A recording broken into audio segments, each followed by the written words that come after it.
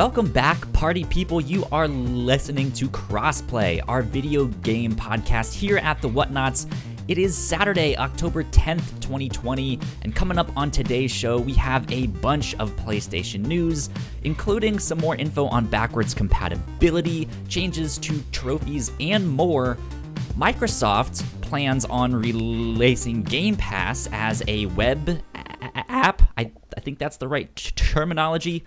And Now that we have a full crew back on the show this week, we will be talking about some Crash Bandicoot 4 impressions. But we will get to that in just a sec. You guys know me. I'm Kyle Springer. I am joined by Ignacio Rojas. Hey, yo. Gino Viteri. What's good? And Alan Busby. What's up? I'm now Silver 2. Hell yeah. Dude, it's good to have us all on the show together once again. Yep. Dude, hell yeah. Ignacio, you were dead this last week. How did that happen? We killed you off. Yeah, we Well, did. yeah.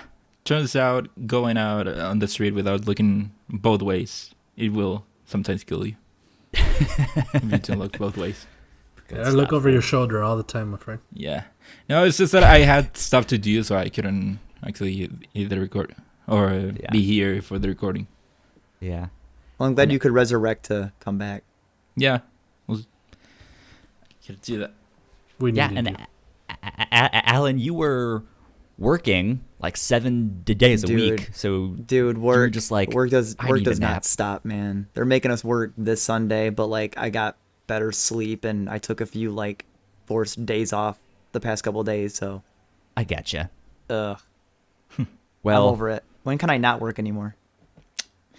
dude, I want to retire like now. That would Yeah. be great. Retire at 30, what? At 29. Oh, you're 29? Could have I'll sworn you were retire at 30. 20. Screw it, dude. I'll retire at 27. Let's go. Hell yeah. Well, life might suck, but video games are good. Yeah. Let's talk about some video games. Alan and Ignacio, you guys have been playing Crash Bandicoot 4. Yeah. Oh, dude, it's so great.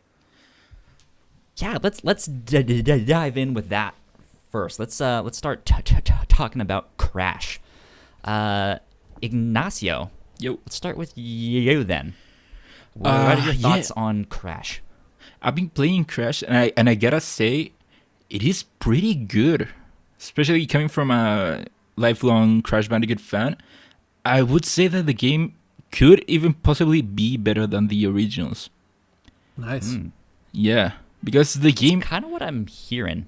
because the game does kind of like, it is the same type of challenge as the original was, but the thing is that it does that, but it also puts so much effort into the levels themselves. There's a lot of stuff happening during the level. It's not just playing. It's always, oh, here's a dragon flying around, or it's a level inspired by New Orleans, or there's a festival, and now the enemies go with the rhythm of the music, and hey, it now looks more like a cartoon between the transitions between levels. So it does more than the original ones, I would say. You get the same level of challenge from the levels and the platforming itself, but the reason I would say that it is better is because of that, because it does more. It's made it more modern. Yeah, exactly, yeah. And the presentation is for sure more modern. Nice. Okay, that's good stuff. Yeah, Good stuff. I agree with a lot with Ignacio said. Like growing up playing like the original Crash Bandicoot games, even up until adulthood, Crash 2 was still my favorite. I almost put Crash 4 above it. Leading up to the game's release, I was very nervous that it was not going to be very good, and Yeah. I was very skeptical of it. I agree that the environment and the level design is top notch. Like it's very imaginative and it's very pretty. My only real concern for how far I don't know how far, Ignacio, you are in Crash 4, or if you've beaten it. No, I haven't beaten it. I what- did the level that's like New Orleans, and then what So was you're- it? so you- Dingo something? Dingo Dial. Dingo Dial, yeah. Okay, so you're- that's Would you the last one. call I me? did. So you're in that kind of those swamp levels then. Yeah. Okay, so I'm barely farther than you. I beat that timeline, and then I'm at the next one. I beat that first level, and the game is getting a little bit harder. But I think the only thing I prefer over the originals to this one is the fact that Crash 4 seems very focused on collecting everything and breaking literally a million boxes, which is fine. Yeah. It's great. But I feel like, at least for me, the platforming challenge doesn't seem to quite be there as much. Like, I'm really good at Crash 2, but even then I hit certain levels in Crash 2 that I kind of struggle with a little bit, but I haven't really had any problems playing any level in 4 except of just, oh, I missed like 3 boxes. Yeah, I agree with that. I would say that maybe the original Crashes would sometimes get more difficult in their platformings, but I would say Yeah. that at least Crash 4 is more consistent at it not. It's not easy. It's not medium. I would say that it is challenging, but yeah, it doesn't get like the levels of challenging that you would have seen on the old ones. It's definitely very accessible. Like, even when you get a Yeah. new mask, the first level barely uses it, the second one uses it a little bit more, and then the third one has using it like a ton because you've now grown to using it, where Crash 2 you'd have one level that's like easy and the next one is like, ball bustingly hard, and you're like, oh my god, how do I do this? Which I like both aspects. I just like a bit more of the platforming of the original Crash versus just breaking 1,000 things, because it makes levels feel like they're really long, which I like that they're long. Just Yeah. some of them, when it's like 200 boxes, it's like, dude, oh my god, is the level done yet? Yeah, that's also one of my problems, that I have been trying to get all the boxes, even though I never actually get them all. And they're so hidden. Yeah, I don't know why. I pretty much all the time I'm being rigorous as to looking for the boxes, and I never get all of them. I don't know how. So But yeah, that kind of sorry. makes it feel longer. I have noticed that the levels do feel a bit long. Yeah, and missing like even one box and replaying the whole level, it just feels like, oh, I don't want to do this. The one thing I'll bring up is the first level where you have the grind rail in that kind of desert area. Yeah. I would always miss 2 boxes in that level. I never could find them. I learned that the bonus platform over halfway through the level is sitting on a stack of tires. You have to break the box in the left one where the bonus platform would come back down on. And then when you take the bonus platform and it goes to the other side, there's a box hidden in that tire set on where it originally started. And it's like, wow, that is so hidden. Yeah. And it took like 3 playthroughs to find that. Is there difficulty settings for that game? Yes and no. There's because Yeah, the there's no- difficulty it Sorry. comes from the level design itself. The difficulty. Well, no, the levels gradually get harder, but you can add a more standard difficulty in playing in a retro or modern style. You Yeah. can play it where you'll always respawn at a checkpoint, but you have unlimited lives, or you can play with lives, and then if you die, you have to restart the whole level. So that's your real difficulty modifier. But other than that, I the see. game just gets harder as you go. Yeah. I would say that the game using that mode, the one with unlimited lives, it is pretty good at giving you checkpoints. And even I have noticed that if you keep failing and failing, the game will give you another checkpoint that wasn't there before. It Yep, adds yeah, a a checkpoint earlier. like in between 2 checkpoints, it will add another one, Yep. which I thought it was pretty neat. I want to point out that the game is really great by actually having like a decent multiplayer, actually, for like local multiplayer. Oh, I didn't know that it had a multiplayer. Yeah, okay. So I tried this when I first got the game, and then I tried it yesterday after work. So on the main menu, there's Bandicoot Battle, where you can play checkpoint race or crate combo. So checkpoint race is just you don't play side by side on a split screen, unfortunately. It's kind of you take turns. But you and your friend, you can play it to 4 players as well with 1 controller. It's really awesome. You don't have to buy multiple controllers. But you race to the checkpoint. So like you can get boxes to like slow down the clock, kind of like the relic challenges, Yeah. or you can just sprint to the end. And then if you get to the end, the next player has to also get to the end, and they have to get there faster. Or if they die, then it just gives you the point. Crate combo is just who can break as many boxes in between checkpoints as fast as possible. So that's the only real multiplayer mode. But in the actual game, you can go to pass and play, where you can actually play multiplayer in the actual story of the game and pass the controller between your friends That's up to 4 cool. players every either checkpoint or death or both. Oh, that And is it's nice. really cool to kind of incentivize like you and your friend Yeah. playing it together. Yeah, it's Little cool. I couch didn't know co-op. that. Yeah, it's super awesome to play with my friends. But it's only I couch, have a right? question. Yes, it is only couch. As Oh, far as I know, yes. Kyle? I have a question. So you guys have kind of given your overall thoughts, but let's back up for a sec. What is the game? Like, what's the setup for this thing? It takes place quite a while after Crash 3. In the canon ending of Crash 3, Cortex and N Trophy get like sucked back in time where they're babies, and this one picks up where N Trophy and Cortex are now adults again, and Okay. are breaking out of this kind of like wherever they ended up. They're trying to get out of. They're trying to open a dimensional rift to get back out.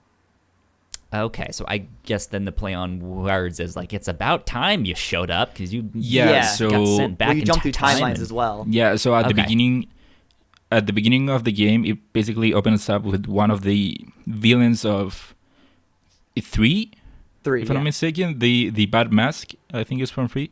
Yep. So Yeah. it opens up with him trying to open up basically a time rift to get them back to their own time. But by doing that, they basically fuck up all of the all time. So now different rifts start appearing throughout history, throughout other dimensions. So it's up to Crash and his sister to go and collect these now new masks.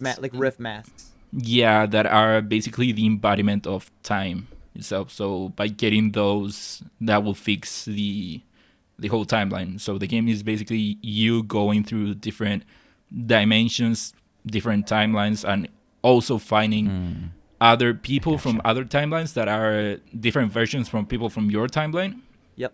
and also fighting all of the other older villains Like that you bosses, fought yeah. before.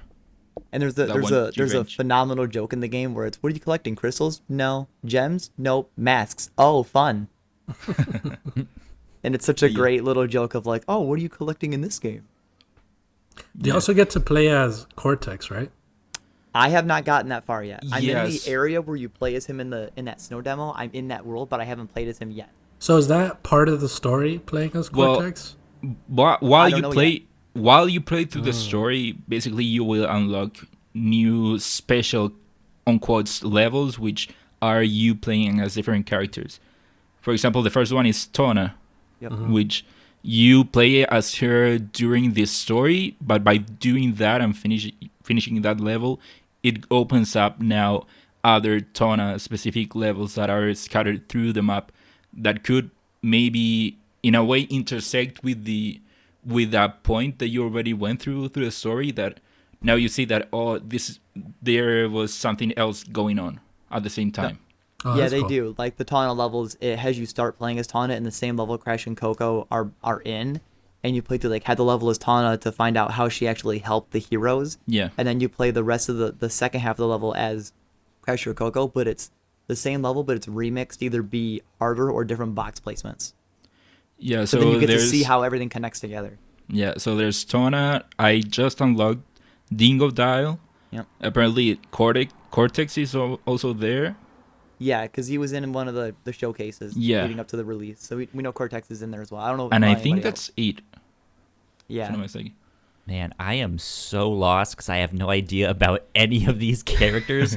I've never I've played Crash like once or twice, but it was always at someone else's house.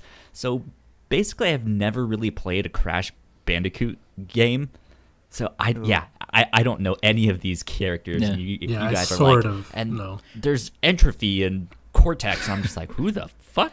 Yeah, you don't really need to know anything really. You could be the new game to does the game. rely. It does rely on your nostalgia though. Yeah, it does. Interesting. It even has you unlock the, like, as you unlock skins by getting all the gems in the levels, and the game basically gives you the skin that is PS1 model Crash. Oh, it's Gotcha. so great. Yeah. That's cool. But yeah, you don't really need to know anything about the game. I think that the game, you can play through the game, it being your first Crash game ever, and enjoy it for the platforming, from the level design, the set pieces that it has. You don't really need to know the Yeah. story. But if Yeah, you know you the just- story, you'll be able to follow along, and when new characters appear, you know who he or they are and their relation to Crash and his sister. Kyle, And the Dingo Dio is the gator, Kyle, just so you know. Yeah. I can't believe we are using language like that on our podcast. Well, the last thing I want to bring about the gameplay specifically is like this game has like great quality of life improvements. Like the two main ones is like the Wumpa fruit that you collect. Since those are tied to gems now, no matter what, you can't spin the Wumpa fruit away anymore. So that's amazing.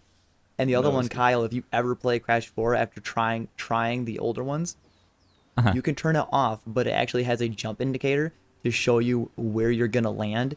And I'm telling you, once you play with that, if you try to play the older ones, you'd be like, how in the living shit did people do this? Dude, in Uncharted 4, when you play in that one little section when they sit down, they're like, "Oh, what are you playing on PlayStation 4?" And he has Yeah. the Crash game. I That think was great. I lasted like 30 seconds in that thing, and I was just like, "Man, I fucking suck at this." Yeah, Crash 4 is, like I said, it's definitely very like accessible to people. Okay. That's good to know. ease-in Okay, point. good It's a stuff. good ease-in point. Yeah, it's good to know. So Good stuff. Yeah. Do you think from playing it so far, do you think this is gonna kind of inspire a resurgence of Crash games or things like that? I think the resurgence was already inspired by the Insane Yeah. trilogy. I I think think that this game- Crash this game 4 was a is now the result. product of that. yeah, this game's a result of the resurgence of Crash Bandicoot. What I want to see is PlayStation put more of a spotlight on Crash. I mean, they do with the whole outfit. Like, they haven't been able to do it much this year because of the pandemic, but like they always promote the whole Crash thing with Yeah. the mascot and everything else. Like, that's that promotion. You But like when showed we're us saying, some like, Steel the new- Jeff Activision, though. Haley's house for something. The Oh yeah, I mean, Yeah. the problem with that is that Crash now is not tied To Sony. exclusively to Sony. It's now a multi-platform, Yeah. so it doesn't make true. much sense for Sony to try to actually capitalize on Crash. yeah, it would Like, have to been not, a good not character push for it as them hard to as they have. used to back in the 90s. Yeah, Yeah, But I Interesting. you should Okay. get it, guys. And if you're looking for a nice jump-in point for Crash Bandicoot, this one's got all your little quality of life improvements. cool. Sounds Good good. stuff. Let's switch over to Genshin Impact. Gino, you were talking about this game last week. You seem to be enjoying it. Have you been playing more? Yeah, I've been playing a lot more. So it's weird for games. Not weird, but rarely does it ever happen where I really think about games while I'm at work or before I'm going to bed What? or I'm waking up, and a specific game. You know what I mean? Not games in general. Like I'm Yeah, always I get thinking you. about games, obviously, but like a specific game that makes me feel that way. This game has done Yeah. that to me. Oh wow! And I've already spent money on it, a good Ooh, amount that I okay. don't want to talk about, Okay. but I have. I spent enough as if I bought the game and bought the DLC. You know what I mean? Oh, wow. wow. Hey, you're So- supporting Okay. them. So, So I've also been playing a bit of Genshin. I don't know, what do you spend money on? so That's what I don't know. you spend money on wishes, which unlock different weapons, legendary weapons, and mainly heroes is what you're looking for different Okay, people to play as. So you don't unlock all the heroes through the story. You don't. No, you could unlock some of them. There's different. The cool thing about it is that a lot of the heroes that you can unlock, you won't unlock them through the story, but you will meet them in the story. So there's this fire girl with a spear that I met her on a side quest, and I did this entire thing with her, this entire journey, and in the end, whatever the quest ends, but then I made a wish and I got her randomly. Oh, nice. So it was cool to continue, because these characters are very well written, so you do like them. Everyone has their own different little personality and stuff, and it definitely makes you want to unlock them. That's why they don't give them to you, because they want you to spend the money. So Okay. but yeah, man, I've been playing it so much. I have a lot of fun with it. I don't really have much to say other than what I said last week, but I'm gonna keep playing this game for a while. And they're patching it Okay. this upcoming week, so there's gonna be new heroes that are coming out. So Isn't this the Breath of the Wild like copy Yeah. game? yeah, This yeah, okay. it is. It is But I do- basically Breath of the Wild anime. I do want to say Okay. that if you're looking at gameplay, you are gonna think, "Oh, this is Breath of the Wild," but it plays different, way different than Breath of the Wild. Yeah. Okay. So it plays like as if it's Breath of the Wild mixed with Nier combat.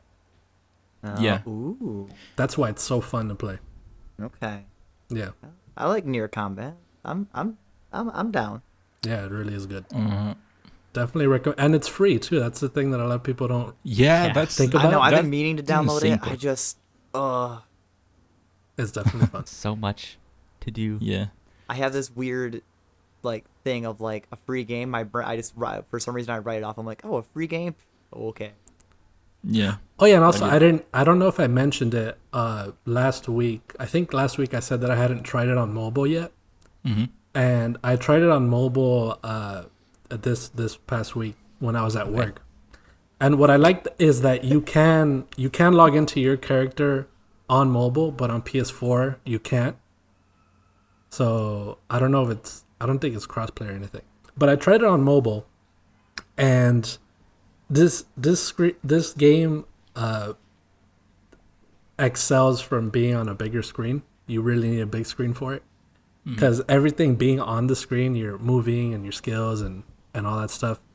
It's tough, but it still looks very beautiful on your phone. But I does it heard run they also well? don't have controller support for Exactly. mobile. I don't think. Yeah. No, it Oof. doesn't. Yeah.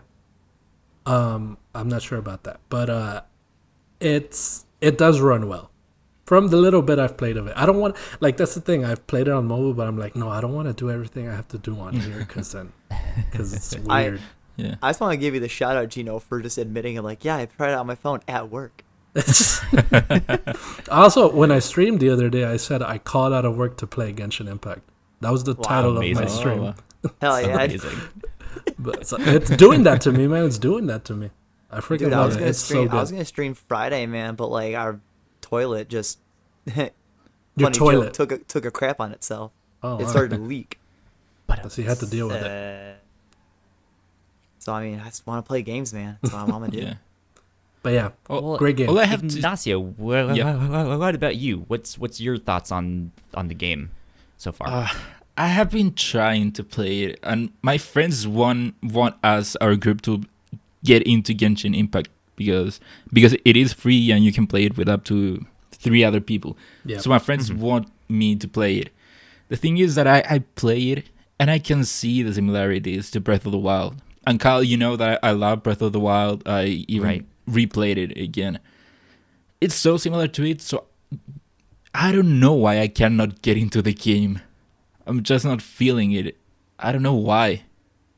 I guess it's missing something, some soul that Zelda has. I don't know, but it just isn't It grabbing seems to me. me that there's just like a lot of stuff. Like, yeah, there are the similarities that might draw some people in, but there's actually so much more, and it's hard to get to all of that people are just kind of like stunned with like, I don't know. What do I do? I don't know because I'm just level 5 or 6, so if the game has a lot of hidden mechanics and stuff like that, I don't know if they are there or not. But the added things that I have experienced, for example, the game has a heavy emphasis on elements and Right. combining elements. And I really liked it on the game. I think it is a pretty cool mechanic. I really like that. But I don't know why. Maybe it feels empty. Maybe it's because the cutscenes and the story feels like an JRPG, which is something that I don't really play. Yeah. I don't know what it is. No, definitely as you unlock more people to play as and mix, because everyone has their own different skills with their separate elements. So there is different ways to mix different elements based off of the skills they have. Like I have an air guy that throws a tornado, and a fire girl that spins a spear around her. So a fire spear around her as a skill. So if I do that with her, and then pull out my air guy and throw his tornado, the spear becomes a tornado towards all the enemies, and it picks them all up. Ooh. So it's really cool Spear-nado. combinations of these skills that you can do. Like you could wet people with water attacks, and then you could Wet people. Kyle. and I then you knew could it. freeze Look, them. I didn't say it, okay? I knew you were going You all to. were thinking it. They're already wet phrasing. by looking at you, by the way. But Phrasing. there's a lot of beautiful waifus in this game too, just so you know. No, of Yeah. course. Of course, that's 100%. why everyone likes it. Yeah. Very cute. And there's this really cute little girl that runs like Gohan when he was a child. I don't know if that can convince you. That's You for guys nice. in your anime waifus. It's I mean, definitely. I understand, but I'm gonna pretend like I'm different. Like, oh man, wow. The other thing is, Ignacio, that you're Yeah. level 5 and you can start playing multiplayer level 16. So Yeah, I know it that. takes you a bit to I get to know where that. you need to get. But it's fun.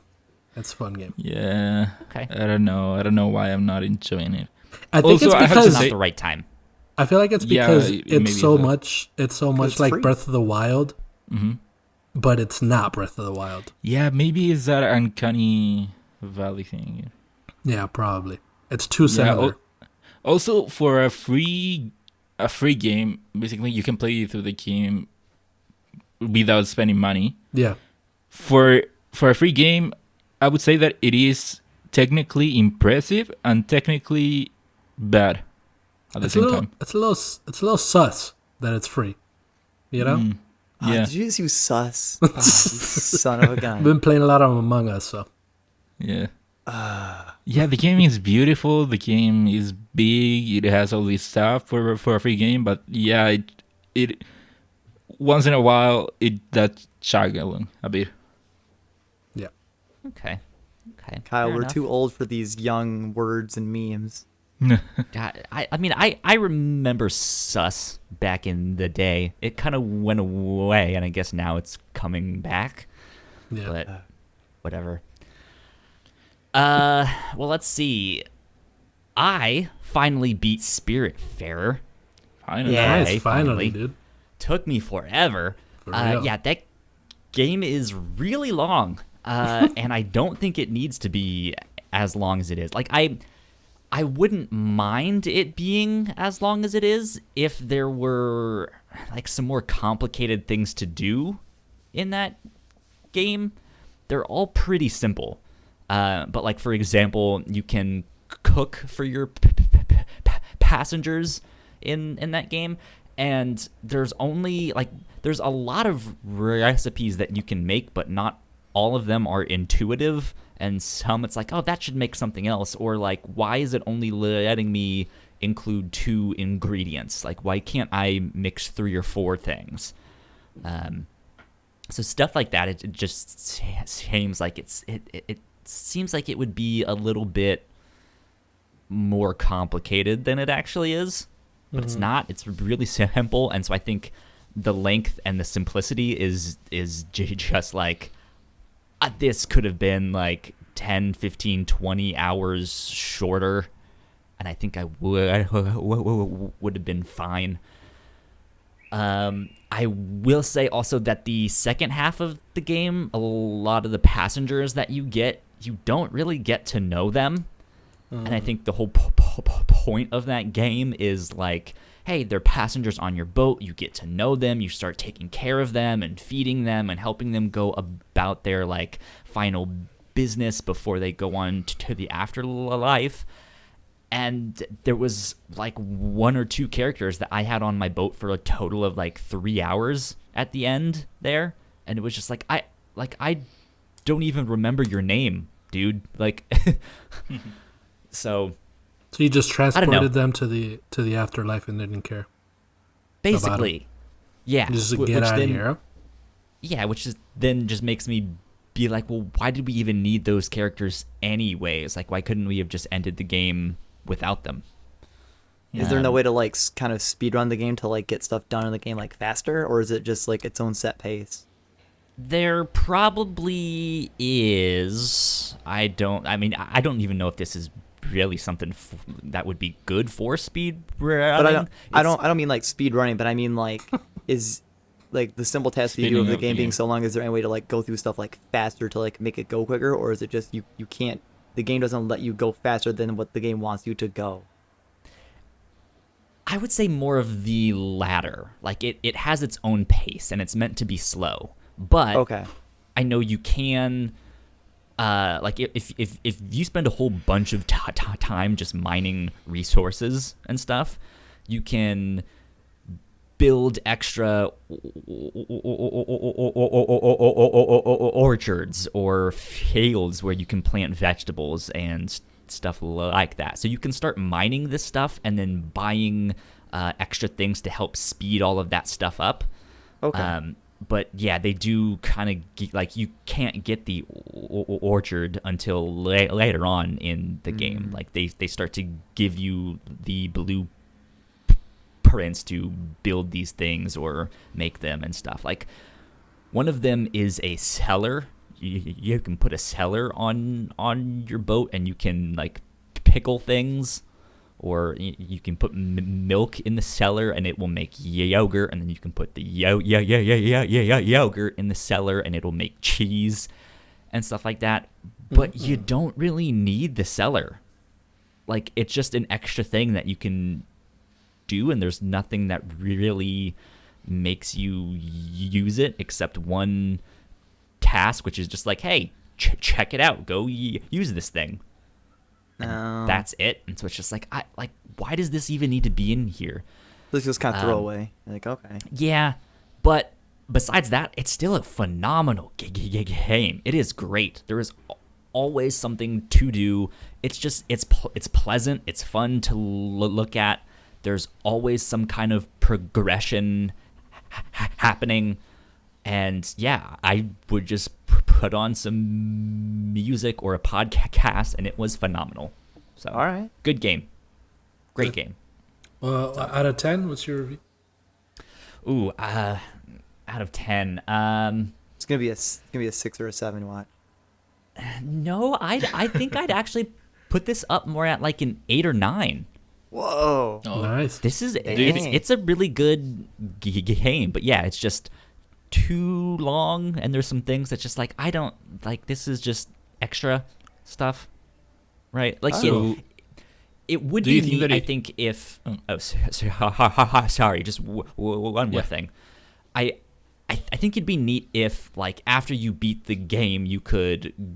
I guess I haven't really gone back in after, but like if there was some kind of post game where I could start picking up other passengers and escorting them and stuff like that, but like it's only certain characters that you pick up and stuff like that from what I understand. So if this was a thing that I could like continually do and just like you know, bring these people to the afterlife and stuff like that, but this does have a definitive like you are done with the game. Yeah. So do you think that had the game been shorter, or if you had got all of the extra stuff, do you think that you would have liked it more? Would it have ranked higher? I think so. Because like that is the thing that I think marked it down for me. I'm just like, this was so long. If it just wasn't this long, if it didn't have this kind of extra late game stuff where they're still introducing characters and mechanics and stuff like that, it's just like, but let me get some of these things at the start and then use them in more creative ways. I think that would be neat. Cool. But yeah, so 8 out of 10. good stuff. Yeah, and it was interesting because immediately after that I started playing Hades. Finally, Hades. saying I would get Yeah, to that. let's hear how Kyle finally understands why everyone's horny about Hades. Yeah. Yeah, they're beautiful. They all are. They all be seducing you, huh? Right? So it was interesting to jump into that game immediately after Spiritfarer because you in Spiritfarer you replace Charon, who is like the ferryman for the dead, and in this game it's the same like pantheon of gods, but you don't play as Charon. He's like the merchant dude. He's like selling stuff there, and so it's just like, wow, I'm like playing from another perspective here. Now I've gone to the afterlife, and I am stuck in Hades, and I'm trying to get out. So you got a little theme it's going fun. on there, right? Yeah, it's Next good. up, God of War. So- right, yeah. So Kyle, but like really quick, before you go into the actual gameplay of Hades, at a front value, what game in what is it, Super Giant? yeah. Super Giant, yeah. Yeah, what game is Hades the most like? Like what's it most similar to? Like Bastion, Pyre, or like Transistor? Oof. So I've only played Transistor from them. I haven't really played much like that. The closest thing, I mean, I would describe it as a roguelite. Like that's what it is. It's a much more run-based game where you will die a lot. Yeah, it's But nothing like as their you- previous games. Yeah, but as you continue to do these runs, you're unlocking things to unlock new weapons, you're getting power-ups, you're collecting these gems and jewels and stuff like that, and you can spend that on points that will, each time you enter a new chamber, you get 2 hearts or something. And that's like a more permanent power-up versus like some gifts of the gods that will show up for a run or something. So it's like you just continue to try to escape from Hades, and every time you do, it's slightly different, and you have new power-ups and stuff like that, and so it gets to be really addicting. So most similar to like Dead Cells then. Yeah, super Yeah, like more Dead so Cells, like yeah. that. Yeah. Okay. I played Dead Cells. But yeah, I've never played that one either. But from what I understand, this has much more of a story. Like each time you die and you come back, there are characters kind of in that waiting room thing, which reminds me a lot of the afterlife in Dragon Ball Z, right? Oh yeah, Where, it does. Yeah, with King Yama or whatever. Yeah. He's sitting there at the desk. He's like, oh, I just have to sit here and do all this paperwork. God damn it, Yeah. And each time you come back to that spot, certain characters will be there. They'll have certain things to say, and it's new every single time. They will give you more and more information.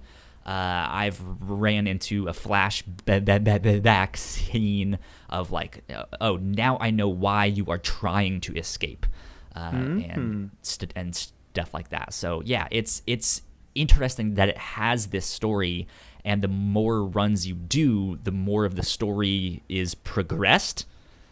So it's not a game that I feel bad for dying in, right? Where it's like, oh god, like I knew I can beat that guy, but Yeah. I messed up. It's like, cool, I died that one, next time I will most likely get past it, and then that will unlock new story and new dialogue and stuff like that. And sometimes you'll have a really, really good run, and sometimes you'll be like, oh man, I just did not get the right stuff here. So All right. it's good. I'm enjoying it. I think the voice acting is phenomenal. I cannot wait to dive in, but I've only played like 3 hours so far, so I'm not all that far in the game. I say, is there story when you're out like fighting and playing, or is the story primarily just connected to like when you die and return back? There's a little bit, like there's bosses every so often. I've gotten to the first boss, and I haven't beaten them yet. Okay. But the dialogue was different the second time that I met them. Have you fought the first girl, the big boss girl? That's what you're talking about. That's her. Yeah, the first boss is Megara. Yeah. Yeah. Also a waifu, or no waifu? No, definitely. I think in the game, if I remember from people's first impressions a while ago, I think Megara ends up like you learn that she's an ex of yours. I think. Yeah, you do. When you first beat her, you see her back at the main hub, Okay. and it's cool how you interact with each other. Like she knows that you beat her, and Yeah. she's pissed off at you, but she also Yeah. knows that you died, so that's why you're back here. So, Yeah, so it's cool the interactions you have with these people. Because you beat me, but look at where your ass is back to. Yeah, and each time you die, it's not like the whole game resets to zero, right? Like that story is still moving forward, and there's I don't remember his name off the top of my head, but there's usually this one guy that helps check characters in, and he's like the sleepy. Oh, it's Hypnos, and he's there, and he like. When you talk to him, he'll be like, "Oh, it was one of these characters that got you that time. Well, that sucks." And then like you fight Megara and you die. He's like, "Oh, you made it to Megara. How is she?" You know. So it's interesting, to say the least. Cool. Highly recommend it. Hell yeah, dude. Indeed. Well, let's move on. It looks like Super Mario Sunshine and Mario 64 is next up on the list. So, Ignacio, how's Super Mario Sunshine? Actually, I would like to start with Alan. Okay. On his it's Mario 64 64? playthrough. Yeah, Okay, so and then we can get into Sunshine. I finished Mario 64's stream where I just got 70 stars to beat the game last Sunday, like last Sunday evening after I took like Nice. another nap, and I liked it. I somehow beat Final Bowser first try when when I struggled so hard to throw him in like the second battle at the one bomb. Like, okay, this is weird. I liked it. I still think Mario Sunshine is the best one. And I say that, and I say this with a gun pointed to me at the ready. The wing cap is 100% legit trash.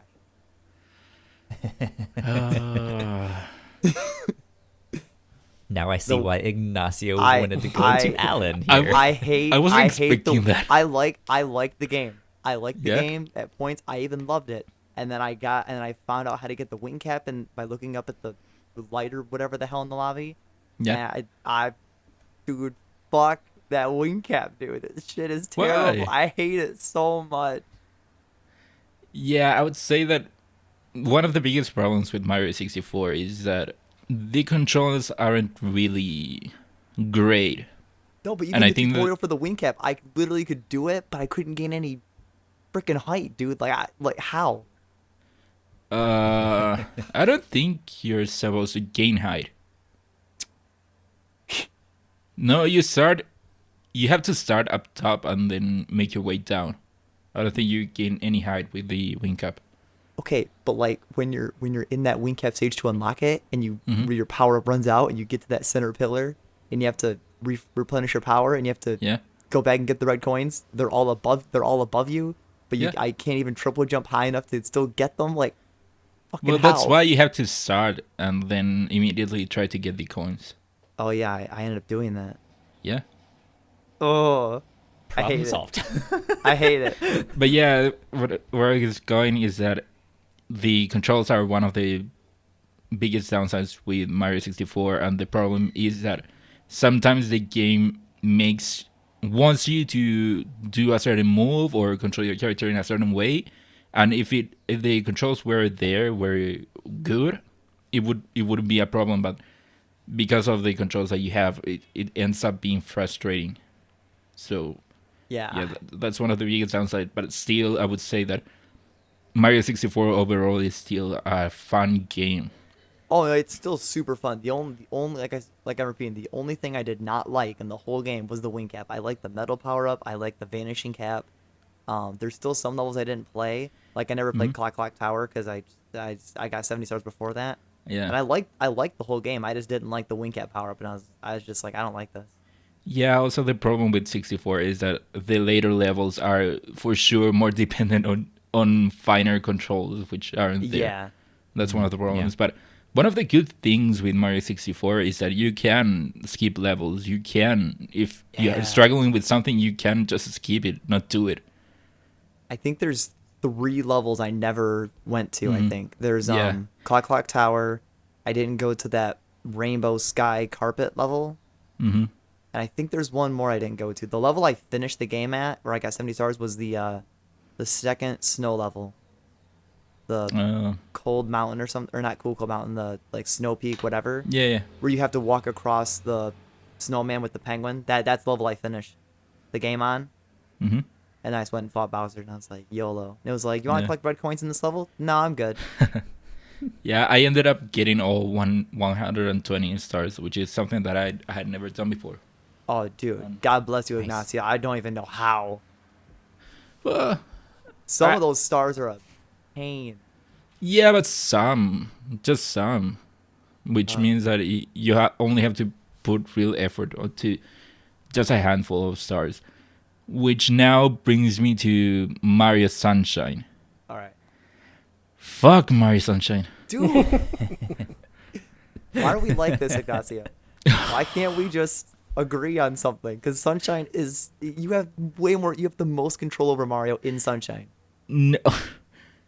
Sure, you have more control over Mario, and at the same time you have less control over Mario because the game forces you to use that flood. It's not like the flood is like an instrument that he uses. The game treats it as if it is part of Mario. And because of that, the game is done in such a way where you actually need to use it for certain platforming stuff, or the level design is made in such a way that you have to use it. And because of that, it makes it even worse because the flood doesn't control as you would want it to control.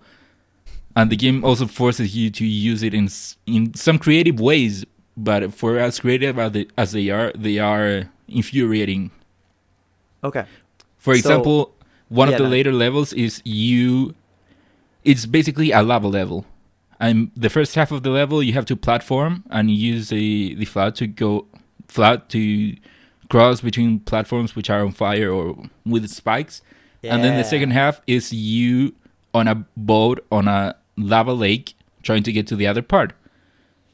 Okay, I'm not gonna defend the boat. I'm not defend that. Yeah, that's the awful. thing is that the boat, the only way to move the boat is that you have to actually point the flood backwards, and with that you have to impulse yourself forward. And every time you hit anything, the boat will go down, and you have to restart the game over again. Yeah, I'll admit that like the platforming section of that level is the first half is amazing, and even the very end is great. Mm-hmm. Especially if you learn like a spearing strat of like rocket storage, you can just shoot to the top. But yeah, that boat section, there's no. And that's the problem. There's no defense there. That's not a one-time thing. You see that not in that exact same way, but that's something you see throughout the game, where the game tries to be creative in how you use the flood. Yeah, but by doing that, it's so infuriating and frustrating having to do it as that certain way. So I want to ask Ignacio, you grew up playing 64, like that's your Mario, right? Yeah. Okay, so you see, because I grew up playing Sunshine, so to me the flood doesn't feel like it's cumbersome. Like I'm not like speedrunner strat good at Sunshine, but I know a lot of like good movement tech in Sunshine. So for me, the flood feels amazing because I can use it as an extension of myself to better platform or like go faster or get higher height. But I think the reason I don't like 64 and you don't like Sunshine is because they weren't the Mario that we grew up playing. No, I don't think that's why. What? What would you say are the best levels of the game? What would you say are the best levels of the game? Everyone will say it's the levels where they take away the flood, and it's just platforming. No, see, those aren't my favorite though. Like those are the best levels. They are really good. I wouldn't say that they're the best. Like I will admit that Mario Sunshine has like some bad gimmick levels, like the roller coaster balloon nonsense. Yeah. Like there are That's some frustrating. That one. There are some really stupid stars in Sunshine, but there's also some really pathetically easy stars in 64 that require like literally not a shred of brain power for me to do. And also another example of the game trying to force a gimmick or something like that is that most of the games or the levels that they take away the flood are great, except for the one where they want you to actually, instead of you going through all of the platforms, you have to get one of the characters to toss you to the other platform. And the level was so frustrating. But that's such a fun, not fun, infamous level. It's like a meme level. And one of the other problems that I have with the game is that it's not like with Mario 64 where you can skip levels. The game forces you to actually play through. You have to play in order with every level within one remember that section. Sort of.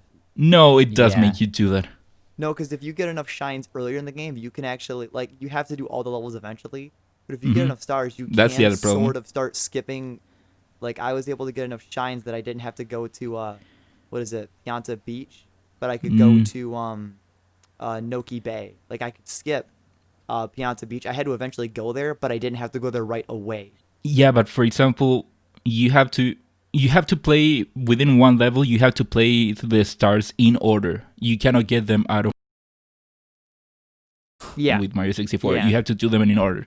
And eventually, say you decide to abandon one level because you have to outright abandon one level. You cannot skip to the next shine. You have to abandon that level. The game, if you want to beat the game forces you to go through every level and get 7 shines from each level. 7 out of 8 shines. You have to get 7 out of 8 on every level. Because I watch a lot of speedruns on Sunshine, technically, yes. All you have to do to beat the game is you have to beat mission 7. Yeah. Not 1 through 7, just mission 7. And I know that because in Pianta Beach, there is a cheat where you can actually complete mission 8 without even doing 1 through 7, and then you can skip to mission 7. I know that's like a strat and it's not like the intended way, but yeah, like you're right, but yeah. Yeah. Interesting. And also, the other problem that I have with the game is that it feels like you don't know if you are progressing. Before you knew that, I need a certain amount of stars to get through this one door, and then this other door will need a certain amount of stars, and all the smaller doors need a certain amount of stars. My problem with Sunshine is that I didn't know if after beating one level, getting one shine, if I had to do the level again, if I missed a cutscene that said that I had to go somewhere else, and the game doesn't do a good job as to telling you if you're actually progressing through the game or not. Ignacio, I only hate the win cap in 64. Why you gotta drag Sunshine through the mud like this? See, Sunshine is so much worse. Oh. See, I don't know, man. Like 64 has a lot more like flexibility with what you can do in skipping levels, and I do like that, how I can like get stars out of order. I do really like that. I do kind of wish Sunshine had that same thing without it being tied behind like tech that's not normal for normies. But like, I don't know, man. I just, when I play Sunshine and then I play 64, like because of the flood and everything else, I just feel like I have so much control over Mario than I ever had in 64. Like whenever I died Mario, it was either because I either just input a jump or I just tried to like play too risky. I never felt like I died in Sunshine because the game just was like, oh, hey, sorry, too bad. But like, I swear to God, I died so many times in 64 because the game was like, Nope, sorry, everything's coated in butter. I'm sorry, you just slipped off. All right, I disconnected. What did I miss? Not much. No, so yeah, let's, for the sake of time, Yeah. let's move on to the last little bit here. Gino, it looks like you wanted to give a shout out to Final Fantasy 14. Yeah, just a quick shout out for the sake of time. I'm gonna say one thing, and you guys are not allowed to respond to it. Okay? Okay. Fine. And I'm gonna get real close to sensual with the mic. Okay? Oh no. It's a waifu time. Final Fantasy 14 has the best story out of all the Final Fantasies. All right. And up next is housekeeping.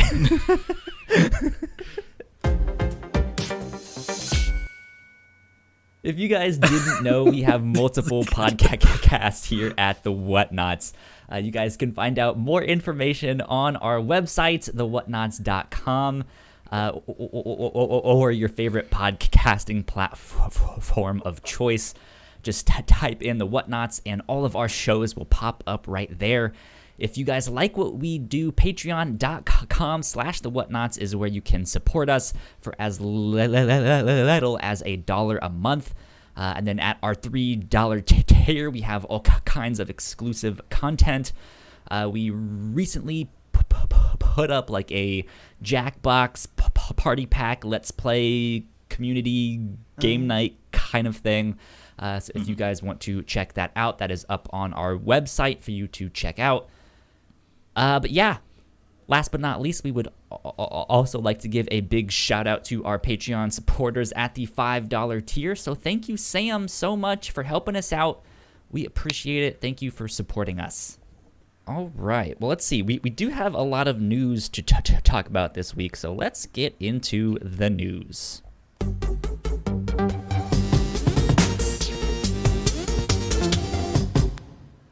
We got... I'm hoping to say we got a bunch of PlayStation news this week, but I totally messed up that one. So we got a bunch of PlayStation news this week. We kind of grouped it all together here. We got a PlayStation 5 breakdown video. It was like a 7-minute long video of them taking the console apart. Personally, I don't have much to say with this one, except that is one big boy. That's it. Yeah, It is big. Yeah. That is I a do have stuff to say. huge console. I do want to point out that guy was a little small though. So So they're taking the porn route where it's like some things in this are smaller than they appear, some things are bigger than they appear. Small man and a big PlayStation 5. Right, yeah. But yeah, we actually knew the dimensions of the console before. I even I wanted to see if the console would be able to fit on where I fit my consoles standing up, and it actually won't fit because it's that big. That's the thing. And it doesn't. I thought it was going to fit in my console space, but yeah, it won't. It's like 2 inches too big. I was just going to lay it horizontally anyway, so. Yeah. Horizontal, baby. I have to say that what I have to say about the breakdown is that now seeing all the internals, I can see why the console is so big. Yeah, oh yeah. Yeah, The fan actually, is huge. Yeah, looking at I don't know if you have seen the teardown for the Series X. I do think that Sony could have fitted the console perfectly on the same size as the Series X. Especially since the Series X, what's doing is that it is cutting down the motherboard and stacking them up one on top of the other. Sony could have done that to save space. But now, looking at the video, I can really tell that the reason as to why it is that big is because of the cooling. It wants to be... It doesn't want the console to run hot. Especially if you look at the heatsink, it's pretty obvious to tell that that's one of the reasons as to why the console is in that form. So, yeah, it is big, but at least that's clearly because it is more... It will run cooler. The PS5 better not sound like it's about to fucking take off every time I turn it on. Also, have any of you actually opened up a PS4? No. Yes. No, I have not. Yes. Okay. To clean up my fan. Yeah, that's one of the things that it really stood out to me is that the fan right now with the PS5 will be easier to clean than the one of in the PS4. Yeah, because it's bigger and it has a bit more like space to it. Yeah, it's Yeah. also easier to get to the fans to clean them Yeah. up. Yeah, I liked seeing that the faceplates just popped off. That can Yeah. you can. And also, I assume they're gonna sell different faceplates on you'd based on assume things. it- Yeah. That would be really interesting to see them do instead of like limited edition Yeah. consoles. They just have the limited edition face. and I don't if like the it's face. not- I don't like the faceplate peeling off because whenever I have to open my PS4 like to clean or anything else, dude, I don't know if you know this, but like whenever you have to try to like take a part off of the system, I bet you're gonna try to bend that faceplate to click it off, and it's gonna feel like you're about to break the damn thing. Yeah. Yeah. I Actually, hate looking that. at I the hate guy that. opening it up, I thought that he was going to break it. Yeah, you feel like because you have to use a lot of force, and you feel like Yeah. you're about to break it. You're like, I don't like this. Now Yeah. let's break this thing open. But still, it is good to see that it is like the PS4. It is easy to open up, and actually, we now got to see that the console will have these dust catchers that will make it Yeah. easier for you to actually vacuum the console without opening it up. But if Thank you God. decide to Nice. open it up, it does seem like it is going to be way easier than the PS4 to take out all of the dust that accumulates inside, which Thank I thought God. was pretty neat. Yeah. It needs it, dude. Is this console pretty to you guys? Yeah. If I could pre-order one, I think it would look amazing. But no, I have a really negative disdain towards the PS5. Like I've seen news, but like I glance at it and I kind of write off and I'm like, no, I don't care. Yeah, Alan, I And have thus given he up on getting became that an pre-order. Xbox fan. Wait, Ignacio, you gave up? Yeah, I'll just try to get one when it comes out, and Yeah, I'm kind of there too, man. yeah, I'll just have to wait outside one of the stores and Ignacio, they how get a better one. come we have to have such varying opinions, but somehow we both just get screwed? yeah. I mean, it's mostly on you. Maybe if you guys You got along have the bad better, opinions. then Why is it my fault? It's all Really, on you have the bad opinions. No, what? Okay, let's see. Next up, we got a bunch of backwards compatibility details for Yeah. the PlayStation 5. This is this awesome. stuff was exciting. Yeah. This is coming from the PlayStation blog by Hideaki Nishino. And I pulled out 4 kind of bullet points.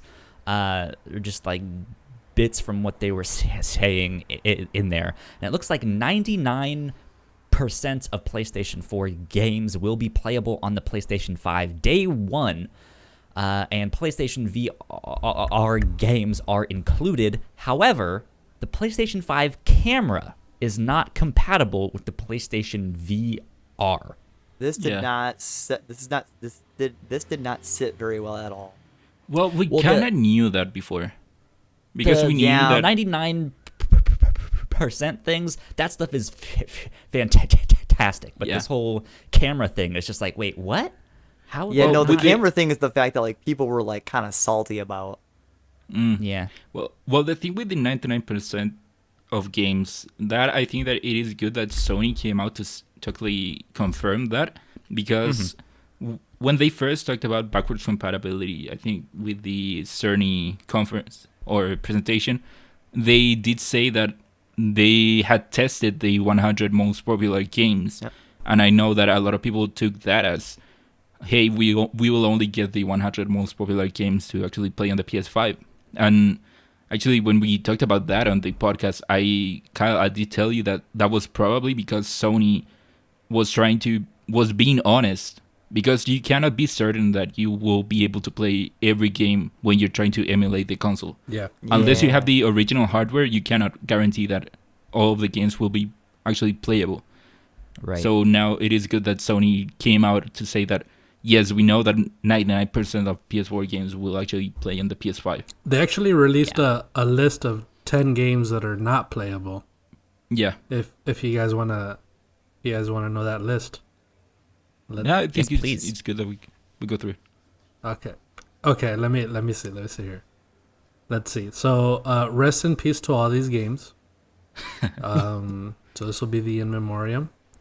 So we have We Sing, Shadow Complex Remastered, TT Isle of Man Right on the Edge, Afro Samurai 2, Joe's Diner, Robinson for VR, Just Deal With It for PlayLink, Hitman Go Definitive Edition, DWVR, and Shadowin. Is that I don't like, play any of these.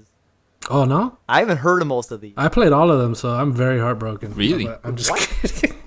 What are these games? is DWVR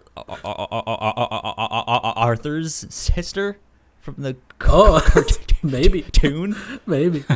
So Dude, rest you know in that peace. there's somebody out there that read this list and was like, "This is some bullshit." 100%. Well, there are a couple of games that I have heard from here, like, Yeah, like Just Hitman Deal With It Go, or Shadow yeah. Complex. Hitman Go was Robinson's the most Journey and surprising Weezing. to me, I guess. Yeah, But that's on iOS. So. Mm. Oh well. this is some bullshit. That- Did Yeah, it is weird that you also cannot. mention here I the last bullet that I have here says games that are only playable on PlayStation 4 will be noted on the PlayStation Store as playable on PS4 only. That's a good so little you note. guys can Yeah. always go check and see. But let's see. Next up, PlayStation 4. Select PlayStation 4 titles will see increased loading speeds on the PlayStation 5 and will also leverage Game Boost, offering improved or more stable frame rates, and some titles with unlocked frame rates or dynamic resolution up to 4K may see higher fidelity. Which is to be expected, although I do... Yeah. The one thing that I'm confused here is that if that means that by saying select PS4 titles, does that mean that those are titles that people came back to and tinkered with it? Or does it mean that only a few PS4 or select PS4 titles will actually get improvements from the better hardware just because they are on the PS5?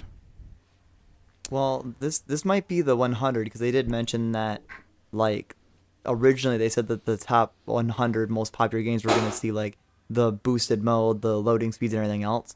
So maybe that's what this is to start, and then maybe more games will come out later. Yep, because that's what I'm wondering. Are those games actually games that the developers or whoever went back to tinker with it just to make it run better on the PS5? Or does that mean that these are games that, because they are running on a PS5, are running better? I want to say maybe because they're running on PS5, like maybe it had because like I know for Monster Hunter it has like on my PlayStation 4 Pro I can choose performance, graphics, resolution, but I can't choose all three. So maybe the game has the potential to run all three. It just needs something faster to run it on. Mm-hmm. I'm Yeah, but I wondering think that since every they- game will have faster loading speeds. I'm wondering since they capitalized Game Boost, if that is kind of their version of the like this is Xbox Series X enhanced, right? And it will end up being like, hey, these are the 100 that we have gone through the process of Game Boost. And I know Sony has kind of done some backpedaling on the like we believe in generations, you know? Yeah. I'm wondering if that's all we're gonna get of just like here are the here are the 100, and then maybe we'll get a couple more additions to that based on games that come out for the PlayStation 4 in the next year or so. But I don't know.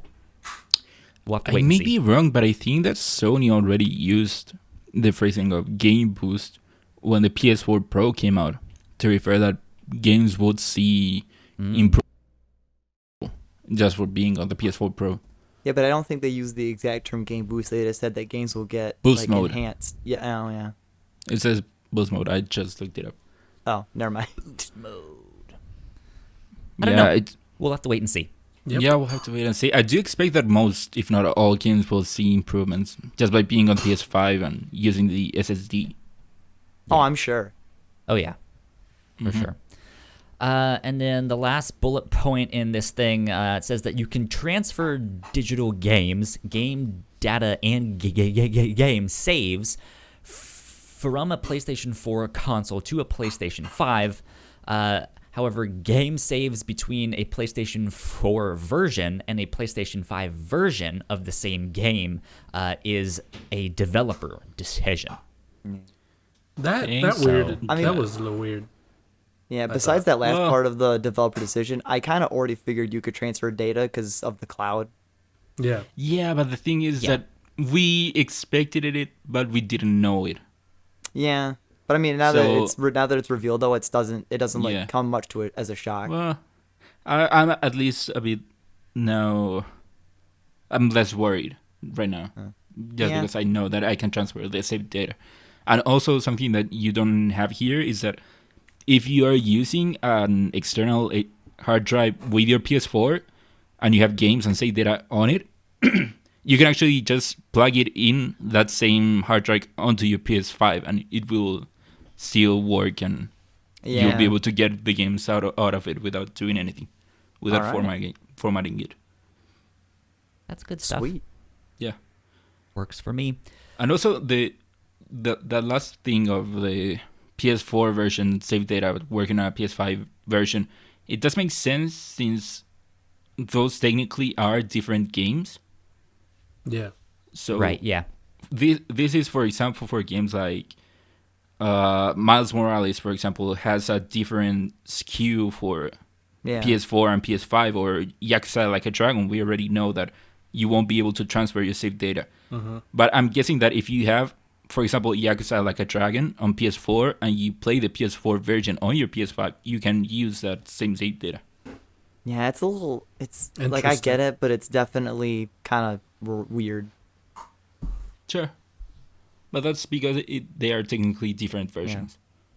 Yeah.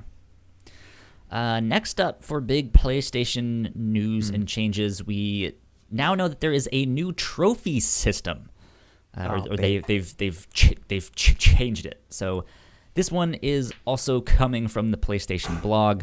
This time by Toshimasa Aoki. And they write, we are increasing the trophy level range from the current 1 to 100 scale to 1 to 999.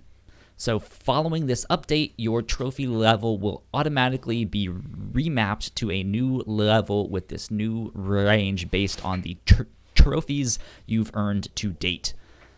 With an expanded level range, we are also updating the trophy level icon on PlayStation 5, as well as the PlayStation app at a later date. Currently, the trophy icon is just a single gold star, but we are adding a few variants.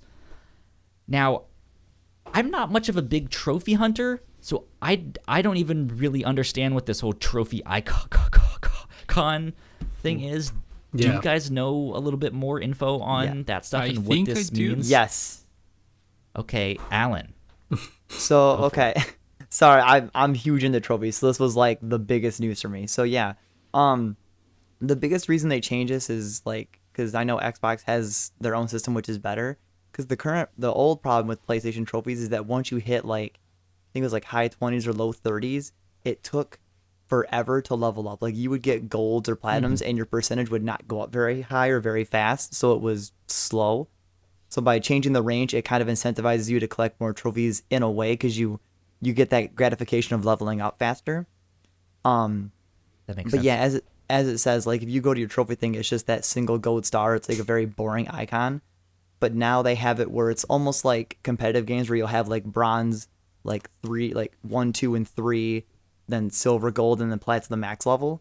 So on PlayStation 5 and then the app, it'll now change it where depending on what your level has shifted to, you will now on the PlayStation 5 you'll get like a new icon. That way people can just kind of look at your trophies or look at your profile and see where you are without having to see your level. It's just kind of like a bragging rights thing. The only Okay. thing is this did not automatically update, at least not for me. I don't know how it Interesting. works, but for me, like the day that this article came out, I waited all day. My system never updated. My trophies never changed. I even went into my trophies and tried to sync my trophies with PlayStation. They It were like, synced oh it. yeah, this is the guy that Yeah. tried to pre-order a PlayStation 5 and didn't get one. Let's leave him out of this. They're too. like, no, we're not changing. His level is not changing. Leave him where he's at. But no, like my level didn't change no matter what I did.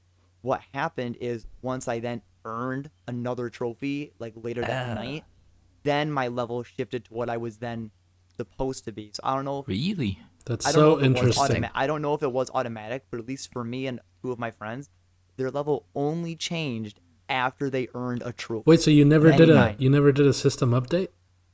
I tried to. It said my console was already updated to the newest Yeah, update. That's so mine weird. just updated out of nowhere. Yeah, my system mine updated. did not. That's weird. My because system didn't need an update. Yeah, mine didn't have an update. Like I didn't get any warning. And then when I went into my settings, I went to system update, and it said my PlayStation was the newest update, but my level never changed. It only changed Interesting. once I earned a trophy. Weird. Yeah, I don't know if I needed if I got a trophy and that's why I got it. It changed for me. It says that at some point I just looked over and it had changed. Yeah. The only other thing with the levels is it's bronze, silver, gold, and platinum. But like for bronze, silver, gold, your icon will change based on if you're like silver 1, 2, or 3.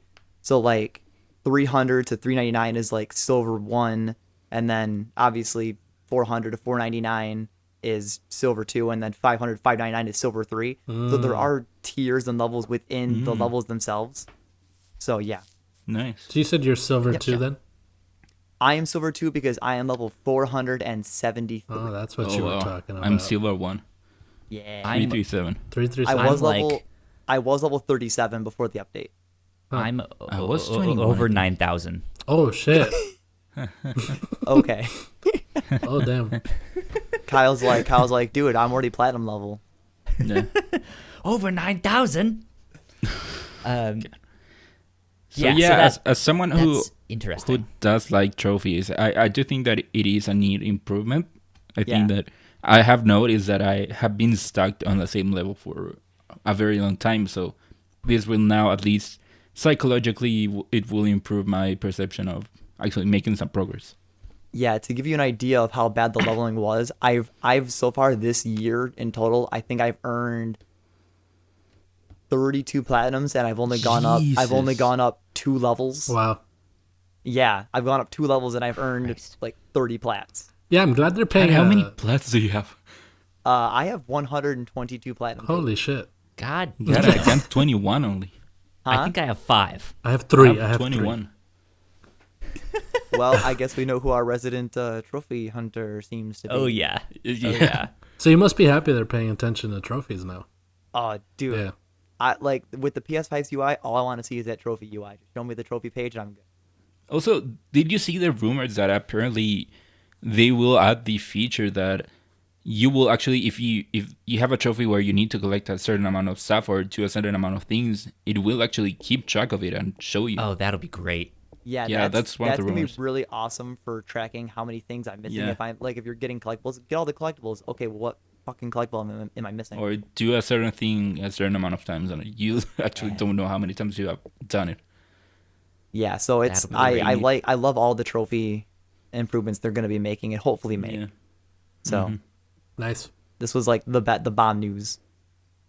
Well, now we got an interesting one. This is the last bit of PlayStation news here. PlayStation will be using the X button to confirm in all regions. This is Well- coming from Jordan Oh, sorry. Oleman at IGN, who writes, the PlayStation 5 will mark the first time that the X input is the default selection button in Japan, after 26 years of the circle button being used to confirm selections. The news emerged as a part of a raft of Japanese media PlayStation 5 previews, which covered games, hardware, the DualSense controller, and more. While the X button has always been the Western player's selection button, Circle has been used for the past 4 generations of PlayStation consoles. This was an interesting one. Yeah. Well, the thing is that I think Japan was the only place where eggs was, or circle was confirmed. Yeah, it's funny because I think so. Genshin Impact plays like that, so I had to Yeah. get used to that. So this was funny to see this news come out. Yeah, like also Dragon Ball Z Kakarot also Yep. oh yeah, do that. If you get Ape Escape 2 on the PlayStation Store for PS4, it's also the same thing. interesting. Because apparently what it is like the X for them in Japan means no. No. Yeah. Yeah, which actually Right. makes more sense. It does, yeah. It But that also kind of does. But that also makes sense in America too, because circle is always the okay and X is always the wrong. Yeah, Yeah, Yeah. like red X. You know? That's why it makes more sense. But I think from what I hear second and third hand is they went with like X marks the spot in the United States. So it was just like, hey, like if you go where the X is, that's a good thing. Yeah. That's where the treasure it, right? So I'm not sure exactly how true that is, but I think it's also yeah, the placement I don't of know. the button itself, because you usually are laying your thumb over the X, Yeah. so you're gonna Yeah. be confirming the most. So Yeah, then- but I do wonder if you say that because you're accustomed to it being there. That's true. Confirmed being there. yeah, But to be fair, if Yeah, you're in well- Japan though, having your thumb probably rest on circle probably feels natural as well. So I mean, exactly. it's all Yeah. preference. It's all muscle memory. Yeah, Yeah. I mean, Also- this doesn't Yeah, I don't affect us in America, but those poor Mm-hmm. professional Japanese players. I'm sorry. Yeah. get used to I it. do- I mean, probably you'll be able to change it. I think that on the PS4 you already can change it back and forth. Can you? yeah, I believe think. you can. I didn't Yeah. know you could. I mean, you can actually remap every button on the PS4. Oh. Interesting. Yeah. Imagine going to that and hitting random. Okay. Yeah. A random option for remapping buttons. Yeah. The That would be an trackpad interesting your speed run of just dude, like let's trackpad your X button. Yeah. oh god. Well, now Nintendo is the only one that's using that button. Yeah, they need to get their Right, shit yeah. together. Yeah. Well, theirs makes I sense though doubt they because will. their button on the right side is A and then the bottom button's B Yeah. though. So that makes sense though. Mm-hmm. A comes before B. Yeah. A is the yes button. A is I accept. guess the circle and X button also makes sense where they are, right? Mhm. Yeah. I don't know. Yeah. Strange news, but I think that's kind of a big deal for PlayStation since they are or since Sony is mainly a Japanese company, I Well, think, right? Yeah. Sony is, but PlayStation is mainly an American company. Actually, I believe the PlayStation headquarters are in the US. So Interesting, okay. they have been shifting more towards the US and away from Japan. Good to know. I mean, they have Good to know. huge stock in Japan though as well, so it's not like it's bigger over here. It's Well, yeah, it's huge I mean, both. Yeah. At its core, PlayStation it's still a Japanese company just because it is part of Sony. Yeah. But PlayStation is actually now leaning more towards the US. Yeah, they're By most of their developers are in the US, and I think the headquarters of PlayStation are in the US. it's in San Mateo, California, is the headquarters. Yeah. Ah. Cool. All right. Well, let's move on to some Microsoft news. This past week, they announced that xCloud could be coming to iOS. This is coming from Ashley Stewart at Business Insider, who writes, Microsoft's gaming boss, Phil Spencer, told employees in an all-hands meeting on Wednesday the company is planning to bring Game Pass to Apple's iPhone and iPad, targeting 2021 for the potential release of a direct browser-based solution, Business Insider has learned. A hint as to what that might look like comes from Amazon, which says that it's able to bring its forthcoming cloud gaming service Luna to iPhone by offering it as a web app. In an interview with Engadget, Luna Engineering and Technology head George, oh goodness, I'm gonna butcher this, Cypolitis, said that Amazon worked with Apple to make that functionality possible.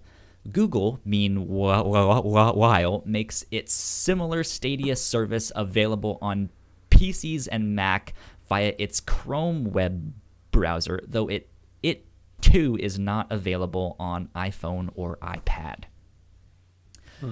Oh man, that was mouthful. Okay. Yeah, this is interesting news, especially with the announcement of Amazon Luna this past week. And they're like, yeah, we figured it out. We know how to skirt around Apple stuff. And then Microsoft is like, that's what we'll do too. Yep. I mean, I don't know if I have much else to say besides that. Besides just like, well, yeah, like if that was possible for one of them, why wouldn't the next one do the same thing? Yeah, you do have to wonder if Apple now, seeing that they're both going around their rules, if Apple will end up changing the rules. Yeah, especially if Stadia is like, hey, we're going to make it possible to do this and that. I'm surprised Stadia wasn't the first one doing that, since Stadia on PC is on Chrome, and you can get the Chrome app on the iPhone. Yeah, but does Stadia really make like a dent? Like I feel like Stadia has kind of like, in a way, to be fair, died. not even Google cares about Stadia. Yeah, that's true. Pretty much has.